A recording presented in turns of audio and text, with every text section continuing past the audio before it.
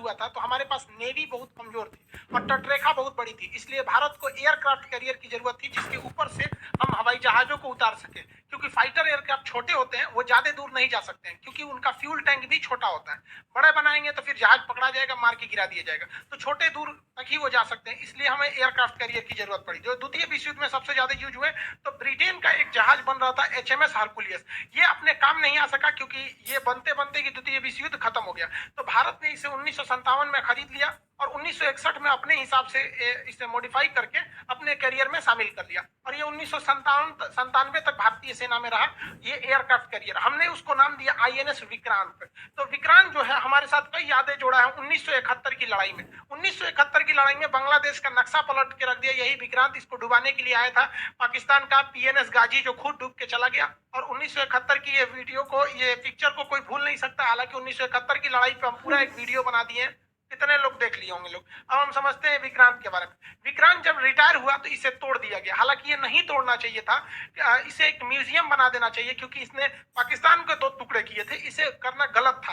हालांकि इसे डिमोलिश कर दिया गया यहाँ पर और इसके लोहे को, मतलब बहुत ज्यादा इसमें लोहा निकलता है, इस लोहे को बजाज कंपनी ने खरीद लिया था और उसने एक मोटरसाइकिल बनाया था विक्रांत, आप देखे होंगे उसका इस तरह से लोगो रहता है। हालांकि एक तरह से अच्छा ही काम किया, उसने कहा कि इसमें देश का लोहा लगा हुआ है विक्रांत जहाज का। विक्रांत के डिमोलिश के बाद हमारे पास एक और था विराट, उसको भी हम लोग ने रिटायर कर दिया। विक्रांत और विराट के रिटायर होने के बाद भारतीय नौसेना ने यूक्रेन से, जो पहले USSR का था, INS विक्रमादित्य को खरीदा। ये Q क्लास का एक एयरक्राफ्ट कैरियर था, इसको हम लोग ने मॉडिफाई किया और इसे रखा। तो भारत जैसे इतने बड़े तटरेखा वाला और भारत के दोनों तरफ दुश्मन है। अब यहाँ पे चाइना ने ग्वादर पोर्ट बना लिया, इसलिए उसका यहाँ से कनेक्टिविटी भी इजी है और चाइना इस साइड से भी, तो हमें 2 एयरक्राफ्ट कैरियर की हमेशा जरूरत पड़ती है। एक एयरक्राफ्ट कैरियर से हो नहीं पा रहा था, तो हम लोग ने एक दोबारा विक्रांत बनाया। अब आप कहेंगे सर दोबारा कैसे विक्रांत, वो तो टूट चुका था, तो समझिए कैसे। आप बाहुबली मूवी देखे होंगे, भाई बकलोलिया के चक्कर में बेचारा मरा गया, ही कटप्पा मार दिया, तो अमरेंद्र बाहुबली मारा तो उसका बेटा जो आया सेम उसी शकल का, लगभग नाम मैच था, तो वैसे ही हम लोग का विक्रांत आया। एक विक्रांत जो खत्म हो गया, तो जिस तरह से अमरेंद्र बाहुबली के जगह पे महेंद्र बाहुबली आए थे, उसी तरह विक्रांत फर्स्ट की जगह पर विक्रांत सेकंड आया। पहला विक्रांत ब्रिटेन का बना था HMS और इसको हम लोगों ने खुद ही बनाया है, तो इसको बना लिया है। अभी इसे हम लोगों ने सी ट्रायल में भेजा है। ये 23 लगभग 22,000 करोड़ में बनाया गया है इसे, और इसे बनने में लगभग 10 साल लगा। अभी 1 साल और इसका सी ट्रायल लगेगा। 2013 से 2022 के बीच में इसे बनाया गया। ये इंडिजीनियस बना है। जब कोई चीज उसी देश में बनता है तो उसे इंडिजीनियस कहते हैं। तो इसका लगभग 80% पार्ट, 60 से 70%, 80 नहीं, इंडिया में ही बना है, तो इंडिजीनियस है। बाकी बहुत सी चीजें बाहर से आती हैं, ऐसा कोई बड़ी बात नहीं है। इसमें लगभग आप समझिए कि 1.25 लाख हॉर्स पावर की इसकी क्षमता है, यानी 1,10,000 घोड़ा मिलकर जितना खींचेंगे तो अकेले खींच देता है। 2021 में इसका सी ट्रायल होगा। इसे कोची शिपयार्ड लिमिटेड ने बनाया है। कोची शिपयार्ड लिमिटेड भारत का सबसे बड़ा शिपयार्ड है जो बड़े बड़े जहाजों को बनाता है। पहले इसे ड्राई डॉक में रखा जाता है, नीचे का पेंदी उदी बना दिया जाता है, सब कुछ हो जाता है, तो इसे समुद्र में उतार दिया जाता है। समुद्र में उतारने के बाद इसके ये एविएशन कॉम्प्लेक्स, ऊपर रडार वगैरह, इस सब चीज के ऊपर के डेक को बनाया जाता है। शुरुआत में जब ये ड्राई डेक में रहता है तो इसमें कुछ नहीं होता है। जैसे देखिए ना, इसका ये जो कॉम्प्लेक्स था यहाँ पर, एविएशन कॉम्प्लेक्स, तो है ही नहीं है, तो पहले नीचे का एरिया बना दिया जाता है। जब पूरा बन जाता है तो इसे बाहर में खड़ा कर दिया जाता है। देख रहे हैं यहाँ पर, ये बहुत बड़का है कोची शिपयार्ड। यहाँ एक कोपचा टाइप का देख रहे हैं, इसमें सोच रहा है इसको घुसा देगा और इसका मेंटेनेंस करेगा। तो कोची शिपयार्ड बहुत बड़ा है, इसमें इसीलिए टाइम लगता है। नहीं तो छोटे मोटे जहाज में झमेला ही नहीं है। कोची शिपयार्ड को बड़का जहाजुआ बनाने में दिक्कत होता है, कई किलोमीटर मतलब लंबे होते हैं सब एरिया में। छोटका छोटका को तो इसे टांग के उठा देता है कि चल जो मछली मारना है। यहाँ पर INS विक्रांत को अभी बनाकर इसका सी ट्रायल में उतार दिया गया। इसकी लंबाई 860 फीट, 203 फीट इसकी जो विड्थ है, 184 फीट इसकी ऊंचाई है। यहाँ पर एरिया लगभग 2.5 एकड़ में है, सोचो उतना एकड़ जगह है यहाँ पर। टॉप स्पीड इसकी 52 किलोमीटर पर आवर है। ये 15,000 किलोमीटर जा सकता है। 196 ऑफिसर रख सकते हैं, 1149 इस पे सेलर रह सकते हैं। इसके अलावा इस पे ऊपर एविएशन क्रू रहेंगे, सब हेलीकॉप्टर रहेगा, उसके पायलट इंजीनियर, जहाजें रहेंगे उसके पायलट इंजीनियर। अभी ये सी ट्रायल में रहेगा 1 साल तक। 1 साल में इसकी हर चीजों को जांच किया जाएगा, इसका ड्राफ्ट देखा जाएगा, जितना अंदाजा किया गया था उतना ही है या नहीं है। इसका टर्निंग रेडियस देखा जाएगा, क्योंकि जहाजों को युद्धक जहाज जैसे बहुत जल्दी टर्न कर लेना चाहिए। इसका स्पीड ब्रेक को देखा जाएगा, इसका स्पीड ट्रायल किया जाएगा। और इसके पूरे 1 साल तक जब ये ट्रायल चलेगा, इसका एंकर रूम, एंकर कैसे गिर रहा है, क्योंकि ये एंकर जो होते हैं सब बहुत मदद करते हैं जहाजों को रुकने में और अचानक टर्न लेने में। फुल स्पीड में जहाज जाती है, एंकर गिरा दीजिएगा तो पीछे से टर्न कर जाती है अचानक। एंकर छोटा नहीं होता है, देख रहे हैं बाबा इसी में बैठा है टकलू यहाँ पर, तो बहुत हैवी होता है। इसका इमरजेंसी ब्रेक कह सकते हैं। इसमें इसके इंजन वगैरह की जांच होगी, बहुत हैवी इंजन लगाया जाता है। इसके इंजन को पास क्या किया गया, देखिए डीजल इलेक्ट्रिक इंजन लगाया जाता है। इसमें इंजन का जो शाफ्ट जितना लंबा रहेगा उतने जल्दी जहाज पकड़ी जाएगी, क्योंकि जितना लंबा ये इंजन का ये प्रोपेलर शाफ्ट आएगा उतने ज्यादा जहाज में वाइब्रेशन आएगी। जो इस पे एयरक्राफ्ट कैरियर रखे जाते हैं वो ऊपर नहीं रखे जाते, इसके नीचे वाले डेक में रहते हैं, सेकंड फ्लोर पर। और नीचे ले जाने के लिए यहाँ एक लिफ्ट लगा रहता है जिसे हम लोग एयरक्राफ्ट लिफ्ट कहते हैं, और इसी में जहाजों को रख के नीचे लेके जाया जाता है यहाँ पर। अब ये इसके बारे में भी कुछ लोग करें ये छोटा है बड़ा, इसको समझिए। यहाँ पर जैसे यहाँ देखिए ये ऊपर का डेक है, जहाज इसके अंदर रखी हुई है, लेकिन ये आईएनएस विक्रमादित्य का है। विक्रमादित्य के साथ खराबी क्या है कि इसका लिफ्ट सामने है। लिफ्ट सामने का होने की वजह से जहाजों को जितना बड़ा जहाज है उतने बड़े लिफ्ट करना पड़ेगा, जबकि आईएनएस विक्रांत जो हम लोगों ने बनाया है इसका लिफ्ट जो है वो सी फेसिंग की ओर, समुद्र की ओर। तो देखिए ये लिफ्ट जब सी फेसिंग की ओर रहता है तो ये लिफ्ट छोटा भी रहेगा ना, तो जहाज यहाँ ले आइए और जहाज का कुछ हिस्सा बाहर लटका दीजिए, कोई दिक्कत नहीं है। तो हम लोग का जो लिफ्ट है वो सी फेसिंग है विक्रांत का। दो लिफ्ट है। एविएशन कॉम्प्लेक्स जो ऊपर आइलैंड होता है उसके एक साइड इधर एक साइड इधर, दो लिफ्ट है। अब यहाँ देखिए यहाँ पर इसका ये लिफ्ट, इसका जहाज का इतना हिस्सा देखिए समुद्र के बाहर है, फिर भी कोई दिक्कत नहीं है यहाँ पर, क्योंकि ऐसे किसी पेसिंग फिर इसको उठा लिया जाए। देखिए सारी जहाजें अंदर होती हैं, अंदर ही इसकी सर्विसिंग, मोबिल तेल पेट्रोल डीजल ये सब बंद किया जाता है, बदला जाता है, सर्विसिंग वगैरह सब अंदर होता है। जहाजे में फ्यूल वगैरह सब अंदर लोड कर दिया जाएगा, हथियार वगैरह लोड करके उसके बाद ऊपर ला दिया जाता है। ऊपर खड़ा है सब जो है सब ऊपर एकदम रेडी है सभी सब। और नीचे बात देखिए दो चार को झांक रहे हैं सब इधर, सब अभी सर्विसिंग हो रहा है इसका। कुछ लोग का कहना है कि ये 9 मीटर का ही है ये लिफ्ट। अब किसी ने इसे जांचा नहीं है, सैटेलाइट इमेज के हिसाब से उन लोगों ने अंदाजा लगा दिया है 9 मीटर का। और इनका कहना है कि भाई देखिए इसमें ना MiG-29 के फिट हो जाएगा, क्योंकि MiG-29 जो के है नेवल वर्जन है, इसका विंग्स ऐसे फोल्ड हो जाता है। तो जब ये हैंगर में जाता है ना तो इसे फोल्ड करके और नीचे चल जाता है, उतर के आता है, जब उड़ना रहता है तब खोलता है फिर उड़ जाता है। अब ये लेकिन तेजस भी आराम से फिट हो जाएगा। लेकिन जो अभी नेवी में सबसे तगड़ा चल रहा है F-18 सुपर हॉर्नेट, ये फिट नहीं होगा, राफेल भी फिट नहीं होगा। अब ये किसी ने नापा नहीं है। अब दूसरी बात, ना हमारे पास F-18 है और ना ही राफेल का नेवल वर्जन है, इसको आने में भी अगर 8-10 साल लगेंगे। तो अगर मान के चलिए ये फिट नहीं हो पाएगा तो हम इसे लंबा चौड़ा कर देंगे। आप कहेंगे सर उसके लिए 6 महीना टाइम लगेगा इसको अलग करने के। भैया इसको सर्विसिंग में भी 6 महीना लगती है, किसको, पूरी बड़की जहाजिया। तो 6 महीने मान के चलिए हमें इसे चौड़ा करना पड़ा, तो जब ये सर्विसिंग में जाएगी तो वहीं कह दिया जाएगा नेवी वालों से भाई इसको और चौड़ा कर दो। हालांकि इसमें कहा जा रहा है कि 11 मीटर का है, लेकिन ये बहुत बड़ा इशू नहीं है, जब जरूरत पड़ेगी तो हम लोग कर लेंगे। अभी हमारे पास कौन सा है, तेजस ही है, नेवल तेजस तैयार कर रहे हैं, MiG-29 के है। अब वो ये सब जहाज आएंगे 2030 के टाइम पे। हाँ ये बात अलग है कि लिफ्ट को बड़ा होना चाहिए, जरूरत से थोड़ा सा ज्यादा ही बड़ा रहना चाहिए। छोटे में अगर लिफ्ट छोटा रहेगा तो जहाजिया ऊपर फंस जाएगी। मान के चलिए लिफ्ट छोटा है, जहाज बड़ा, इसे रख दिए इसी पे जहाज, लिफ्ट नीचे चल जाएगी, ऊपर फंस जाएगा। इसे इसका जो डेक होता है इसकी मार्किंग को समझते हैं। देखिए ये रेड लाइन जो दिखा रहा है, ये रेड लाइन ये हैंगर एरिया, यहाँ जहाजों को खड़ा करना हो रहा है। यहाँ जहाजें खड़ी रहेंगी, वो जहाजें खड़ी रहेंगी जो रेडी टू फाइट है, और ये तो हैंगर है यहाँ पर, इसके रास्ते अंदर नीचे चली जाएंगी। अब ये जो येलो लाइन है ये रनवे का लाइन है। इसमें 2 टाइप के रनवे होते हैं, एक शॉर्ट टेक ऑफ के लिए यहाँ से जो टेक ऑफ करेगा जहाज उसको पूरे फुल पावर के साथ उड़ना पड़ेगा, क्योंकि ये रनवे छोटा होता है। एक यहाँ रहता है, यहाँ पे थोड़ा ये लंबा रनवे होता है। दोनों में सेम जहाजें उड़ती हैं, लेकिन अगर मान के चलिए आप ही को 100 मीटर का दौड़ और 200 मीटर का दौड़ लगाना है तो एनर्जी में डिफरेंस आता है। इसको इसलिए रखा गया है 2 टाइप का कि ज्यादा से ज्यादा जहाजों को कम समय में उड़ाया जा सके। एक यहाँ से फटाक से उड़ान भरा, 2 सेकंड का गैप देके एक तो उधर उड़ा दीजिए यहाँ पर, और एक ही रनवे रहता तो दिक्कत होता। इस रनवे के अलावा यहाँ पर लैंडिंग के लिए ये वाला स्ट्रिप होता है, लैंडिंग वाला स्ट्रिप होता है यहाँ पर, इस पर जहाजें लैंड करती हैं। ये गोल वाला है हेलीकॉप्टर को उतरने के लिए है, यहाँ पर हेलीकॉप्टर वगैरह को। आप कहेंगे सर यहाँ हेलीकॉप्टर रहेगा तो लैंडिंग कैसे करेगा, हेलीकॉप्टर को उड़ा दिया जाएगा, लैंड करके फिर रख देते, अपने यूज के हिसाब से होता है यहाँ पर। अब इसके लैंडिंग के टाइम पे पीछे अरेस्टेड वायर रखना पड़ता है। देखिए यहाँ पे जहाजें ये खाली पे है, इसमें भी खाली दिखाया गया है, जबकि यहाँ पर है पूरा हैंगर लोड है। यहाँ पर ये सारी जहाजें जो हैं रेडी टू फाइट पे खड़ी हैं सब। यहाँ पर ये यहाँ पर अभी रनवे के पास देखिए, यहाँ से ये टेक ऑफ के लिए रेडी है, यहाँ से टेक ऑफ कर सकता है। यहाँ पर जहाजों को आजकल उतारने के लिए कम जगह पे अरेस्टेड लैंडिंग किया जाता है। यहाँ 3 वायर होते हैं। अमूमन जहाज का जो पायलट होता है जब लैंडिंग करने के लिए आता है तो इन 3 वायर में से बीच वाले वायर में फंसाने के लिए वो ज्यादा प्रीफर करता है, क्योंकि पहले में अगर फंसाता है तो हो सकता है कि उधरे गिर जाए। देखिए जहाज में नीचे हुक लगा होता है, इसी को कहते हैं अरेस्टेड लैंडिंग। ये आता है और इसमें फंसा लेता है, और ये फंसाता है तो ये जहाज लैंड करती है ना इसी हुक के वजह से। और ये जहाज जो भी पायलट आता है फुल पावर के साथ लाता है कि बाय द वे अगर हुक ना फंसे तो वो वापस लेके उड़ जाए, और फंस गया तो खुद ही रोक लेगा। और पायलट को पता भी चल जाता है, वो फुल पावर से आता है और केवल चक्का टच करता है और वो सोचता है कि भाग जाए, और अगर फंस गया उसको लगता है कि नहीं भाग रही है तो समझ जाता है फंस गया है, रोक देता है, नहीं तो लेके फिर वापस उड़ जाएगा। कभी कभी नहीं फंसता है, पायलट को यहाँ पे लैंडिंग कराने में सबसे समस्या आती है, क्योंकि एयरपोर्ट पर लैंडिंग कराना इजी होता है, लेकिन यहाँ पे जहाज कभी ऊपर नीचे घूमते हैं, कभी ऐसे, कभी लहर मारती है, उस पर से जहाज मूविंग होता है, तो इसको एंगल मिलाना बहुत मुश्किल हो जाता है कि इसका एंगल कैसे मिलाया जाए। तो इस एंगल को मिलाने में टेकॉन रडार मदद करता है। ये ऊपर से ये जो रडार देख रहे हैं यही बताता है कि देख बबुआ, तोरा लैंडिंग तो जहाज को थोड़ा सा और ऊपर करो, नीचे करो, दाहिने बाएं। समझ जाइए कि ये जिस तरह से वहां पर ILS सिस्टम काम करता है ना एयरपोर्ट पे, वहां पे ये टेकॉन सिस्टम काम करता है, और यही बताता है ताकि लैंडिंग आराम से इस पर किया जा सके और इजीली यहाँ पर अरेस्टेड लाइन को फंसाया जा सके। इसके ऊपर ये वाला रडार को देखेंगे तो ये मेरीन रडार होते हैं, नेविगेशन रडार और मेरीन रडार। इनका काम क्या होता है, मेरीन रडार छोटे मोटे टारगेट को पकड़ते हैं,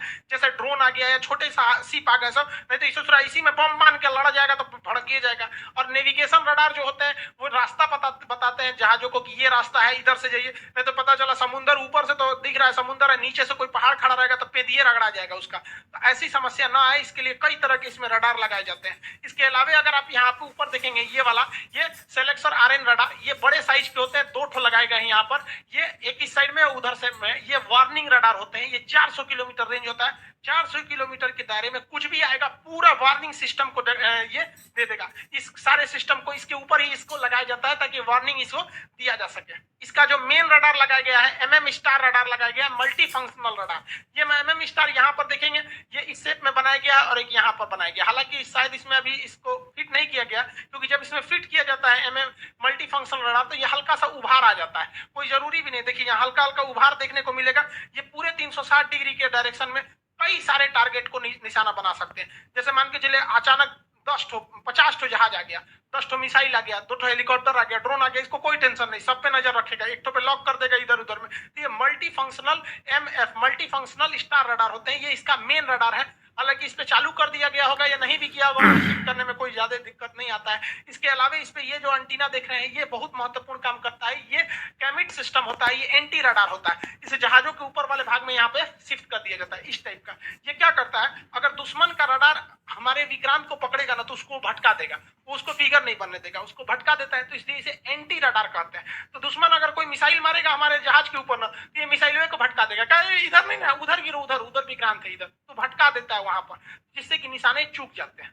समुद्र में किसी भी तरह का टावर या वायर नहीं बिछे रहते हैं जिससे कि आप बात कर सके, वहां सैटेलाइट ही एक चीज होता है। तो सैटेलाइट से बात करने के लिए सैटेलाइट कम्युनिकेशन, इसी के इसे शॉर्टकट में सैटकॉम कहते हैं, सैटेलाइट कम्युनिकेशन। ये बहुत संख्या में यहाँ देखेंगे आप सैटेलाइट कम्युनिकेशन के लिए यहाँ पर लगाया गया है। ये सेटकॉम होते हैं सब, जो सैटेलाइट से आराम से कम्युनिकेट कर सकते हैं, अपने एरिया वगैरह को कम्युनिकेशन में कोई खास दिक्कत नहीं आती है। सेटकॉम के अलावा इसमें सबसे जो एडवांस लगाया गया, एडवांस कंपोजिट कम्युनिकेशन सिस्टम होते हैं। ये बहुत ही ज्यादा नेटवर्क को कंट्रोल करके रखता है।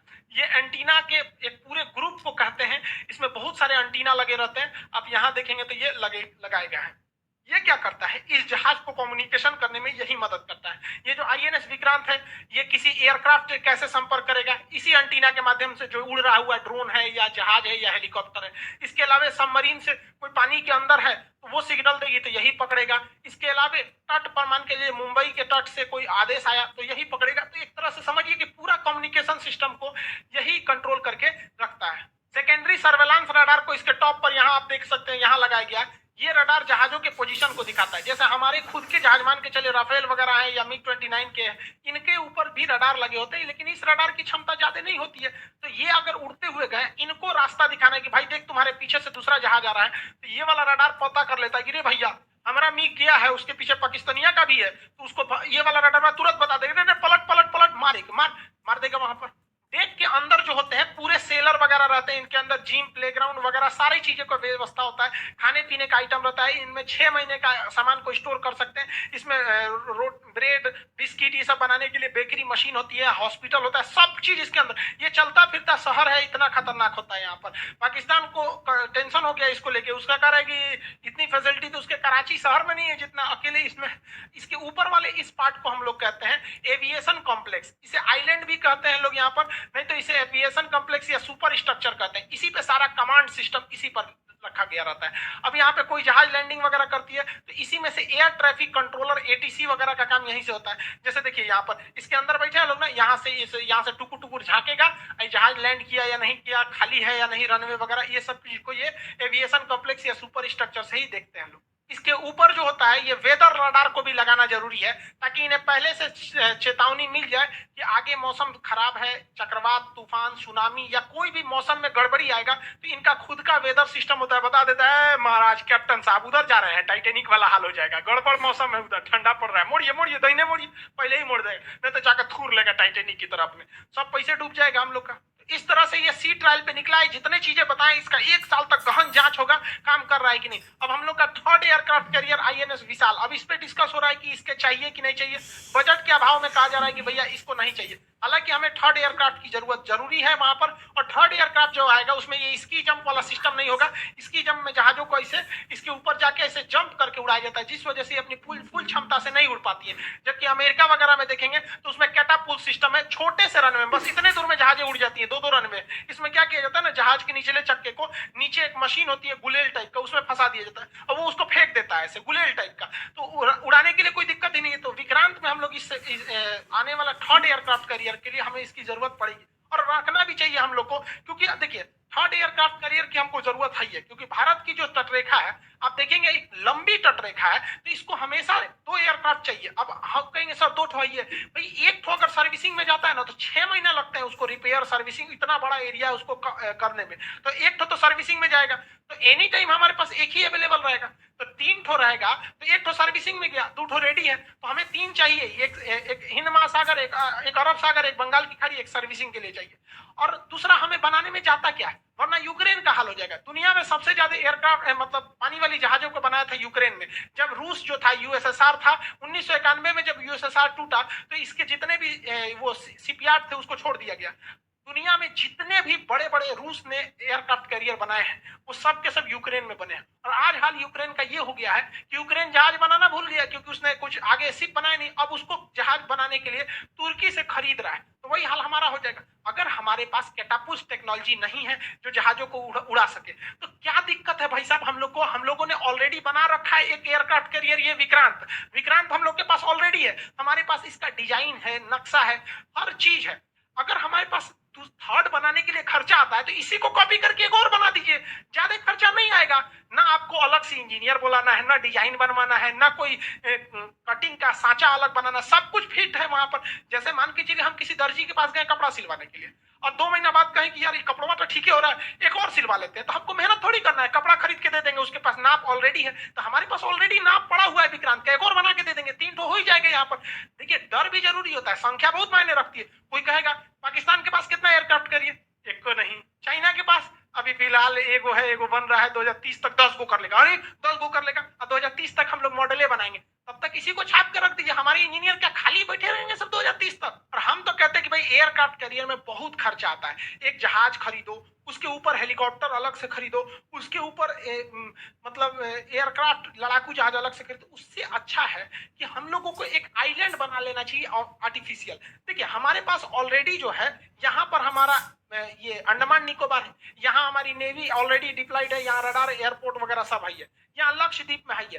तो भारत को क्या करना चाहिए कि हम लोग को यहाँ पर एक और से अलग से आइलैंड बना दीजिए, एक यहाँ बना दीजिए। ये क्या करेगा, ये पूरे एरिया को कंट्रोल कर लेगा, ये पूरे एरिया को कंट्रोल कर लिया, यहाँ ऑलरेडी हमारा अंडमान निकोबार पूरा कंट्रोल कर लिया, चाइना घुसो सा शुरू तो नहीं यहाँ पर। और एक हम लोग को यहाँ बना लो और एक इस साइड बना लीजिए, ये हमारा लक्षद्वीप है, ये पूरे बॉर्डर को कंट्रोल कर लेगा। यहाँ एक आइलैंड बना लेते हैं इंटरनेशनल बॉर्डर में, कौन चिल्लाने आएगा, चाइना बोल बनाइए, कौन इधर कोई है ही नहीं चिल्लाने वाला, यहाँ पर पाकिस्तान चिल्लाएगा उसको चिल्लाने दीजिए। यहाँ पर ये एरिया से यहाँ कंट्रोल कर लेंगे, एक आइलैंड इधर बना देंगे, चाइना ने यहाँ जिबूती में बना रखा है, कंट्रोल हो गया, खत्म कहानी। अब जो हमारे बचे सब विक्रांत वगैरह, उसको छुट्टा साड़ की तरह टहलने दीजिए कि तुम टहलो जी भाई, इधर कोई दिक्कत नहीं है, और इस आइलैंड पे कोई झमेला नहीं होता है, आपको टेंशन फ्री है, आपका इतना एरिया आपको देखिएगा, तो ये एरिया सेफ हो गया, ये एरिया सेफ हो गया। अब इस आइलैंड को ना इसको दुश्मन के बम गिराने से झमेला है, अब भाई जहाज पे बम गिराएंगे डूब जाएगी, थोड़े गिरेगा, जहां बम गिरेगा वहीं कुछ हल्का सा डिस्टर्ब होगा। और आप यहाँ पर पूरा रडार फिट कर लीजिए, आर्मी के रहने का जगह बना दीजिए, हर चीज बना सकते हैं, और इसमें कम खर्चा है और सिंगल इन्वेस्टमेंट है, एक बार बनाइए, इसका कोई एक्सपायरी डेट नहीं है। जहाज का तो एक्सपायरी डेट हो जाता है, वहां पे उसको फ्यूल चाहिए, डीजल चाहिए, बैटरी चाहिए, जनरेटर चाहिए, ये चाहिए, इसके लिए कोई दिक्कत नहीं। उसके लिए साइज मायने रखता है, साइज बड़ा नहीं होना चाहिए, इसमें पूरा बनाइए, यहाँ पर पूरा हम लोग कंट्रोल कर सकते हैं, कम खर्चा में आ जाएगा। तो हम तो कहते हैं कि इस साइड आइलैंड से कवर करके इस साइड आइलैंड से और दू को यहाँ पे 3 गो लेते ही एगो सर्विसिंग होगा, 2 गो छुट्टा साढ़ की तरह घूमेंगे सब। आप क्या सोचते हैं कि क्या हमें आइलैंड पे वर्क करना चाहिए कि नहीं? क्योंकि इतना बड़ा जो एयरक्राफ्ट कैरियर है, ये एक मिसाइल भी अगर इस पे बढ़िया से हिट कर जाएगा तो रिस्क है। हालांकि मिसाइल को ये हिट होने नहीं देता, इसमें बहुत सारे सिस्टम लगे हुए। अब पाकिस्तान क्या क्या कहना है, देखिए ये सब साले सब पूरा बैल है सब। अब हमारा जो विक्रांत है, तो विक्रांत की कॉस्टिंग जोड़ दीजिएगा, उसके ऊपर मिग-29 के जो 36 जहाज आएंगे उनकी कॉस्टिंग जोड़िएगा, उस पर 10 हेलीकॉप्टर आएंगे उसकी कॉस्टिंग जोड़िएगा, उसके साथ जो पूरा बैटल ग्रुप चलेगा उसका कॉस्टिंग, उस पर 64 बराक मिसाइल जुड़ेंगे उसकी कॉस्टिंग जोड़िएगा, तो मोटा मोटी $12 बिलियन पड़ेगा। और पाकिस्तान के पूरे तीनों सेनाओं को मिला दीजिएगा, थल सेना, वायुसेना, जल सेना, नौ सबको, तो $11 बिलियन का बजट है। सोच रहे हो उनके पूरे बजट से ज्यादा हम लोग का एगो जहाज है। तो ये क्या करे सब, इन्होंने चाइना में इनको ठग दिया। अरे बैल कहीं का, चाइना ने कहा हमें एक मिसाइल बनाया है, मिसाइल का नाम है CM-400। ये मिसाइल जाके मार देगा विक्रांत को। इन गधों को इन्होंने बताया ही नहीं कि इस मिसाइल में गाइडेंस सिस्टम उन्होंने दिया ही नहीं है। अब विक्रांत अपना जगह बदल देगा तो ये वहीं जाके गिर जाएगा। पूरी तरह से लोल है। इनको दे दिया है, कितना दिया है, 60 गो, जबकि इन गधों को कुछ पता ही नहीं है कि INS विक्रांत जो है 64 गो बराक 8 मिसाइल रखता है। ये बराक 8 मिसाइल इजराइल का बना हुआ, इंडिया इजराइल मिल के बनाए हैं सब। और आयरन डोम जो इजराइल ने गाजा के रॉकेटों को मार देता है, उसका बाप है ये। आयरन डोम की तो क्षमता 10 किलोमीटर होता है, इससे 150 किलोमीटर मारेगा। और उसके आगे ही कह रहा है कि हम फेंकेंगे मर। अरे यार, अगर विक्रांत चुपचाप अपना लंगर गिरा के ब्रेक मार देगा ना, तो तुम्हारा मिसाइल पानी में गिरेगा। और तुम्हारा JF-17 एक लड़ाकू जहाज दुइये को लेकर उड़ सकता है, और इसके ऊपर हमारे विक्रांत के ऊपर ऑलरेडी फाइटर जहाज है। ये जाके उस जहाज को मार देंगे तो ना, हम मार देंगे यहाँ पर। उसके अलावे 76 mm का कैनन लगा हुआ है, तोप से मार के गिराया जा सकता है।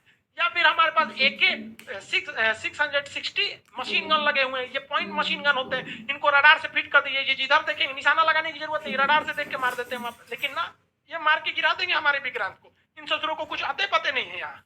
आई होप आप विक्रांत के सारे एवियोनिक्स और रडार सिस्टम को समझ गए होंगे। आपकी क्या राय है, भारत को केवल एयरक्राफ्ट कैरियर पर डिपेंड रहना चाहिए कि साथ साथ इसके पैरेलल आइलैंड पर भी डेवलप करना चाहिए? क्योंकि चाइना ने आइलैंड्स को मिलिट्री आइलैंड बना रखा है, दुबई ने तो आइलैंड पर पूरा शहर ही बसा रखा है। UPSC या स्टेट PCS